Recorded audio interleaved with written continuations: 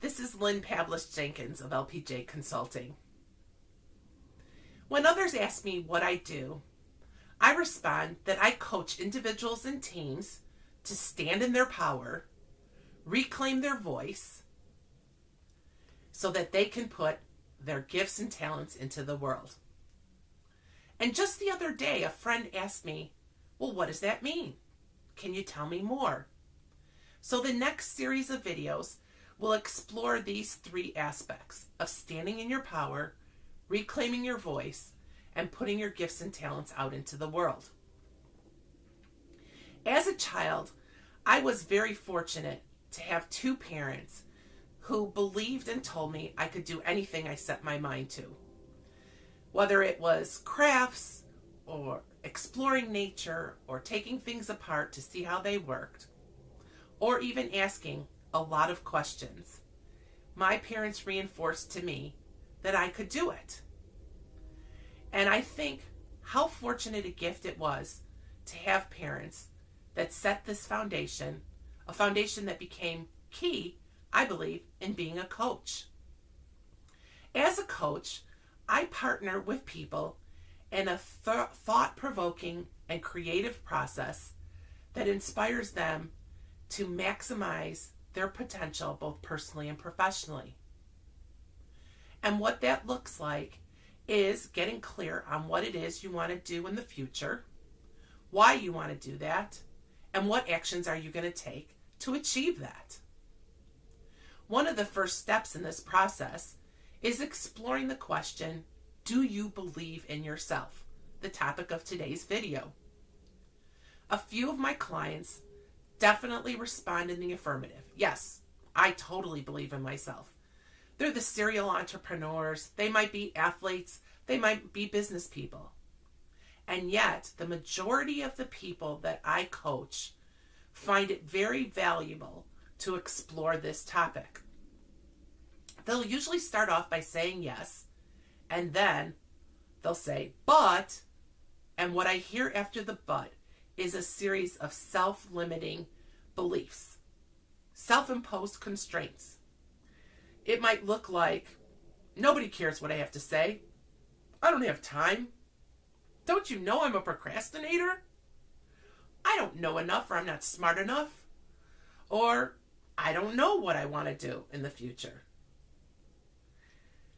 Here are 4 steps to help you work through believing in yourself. First is to imagine an alternative. A powerful question is, what would your life look like if people cared what you said? You had the time. If you started and finished projects on time. Or if you knew what you wanted to do, what might that be? The second step is to silence the crew member that is telling you these self-limiting beliefs. I believe that there's a whole group or team inside of you that's responsible or helps you work through the positive and negative aspects of your life. So I ask people to imagine if they had a crew member, what would that crew member be? Who would they be? Or what are they? Are they female or male? What's their name? What do they look like? And imagine how you might silence that crew member. So for me, it's Natasha. She's this svelte, beautiful woman that walks in 5-inch heels. And she pops up every time I want to try something really that is new or a big stretch for me and tells me there's no way I can do that. So I imagine taking duct tape and putting it over her mouth and silencing her. Or I might ask my other crew member, Orion, who's a Viking, that he needs to get over there and babysit Natasha and make sure the duct tape doesn't fall off. The third way that you can take a step in believing in yourself is to let go of the self-limiting doubt and reframe it. So if you're worried about criticism, judgment, or rejection, what if you reframed it and said, It's more about the person delivering that criticism or judgment than it is about me. If it doesn't ring true to you, let it slide right off. Reframe it. Or if you're being rejected on several different attempts of trying something, reframe it as these are signposts that you're headed in the wrong direction and course correct.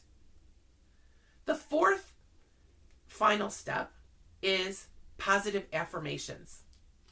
I ask clients if it would be beneficial if they wrote an affirmation, a positive affirmation, or a quote on a Post-it and placed it in several places that they see throughout the day.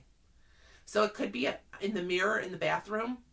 It could be by their kitchen stove or microwave. It could be on their cell phone, on their computer, maybe in the door to their office as they leave. Someplace that they can see this positive affirmation or quote multiple times. And what's key in this step is to verbalize it, to speak it out loud multiple times during the day. This connects with a positive psychology in your brain about shifting the negative self-limiting belief into a positive affirmation. And like a habit, you need to do it for at least 30 days. Monitor and find out what works for you. So those are the 4 steps in the process of exploring, do you believe in yourself? Imagine an alternative, silence the crew member, reframe, and third, positive affirmations. If you would like to learn more about this process or coaching, please reach out to me at Lynn at lpjconsulting.com.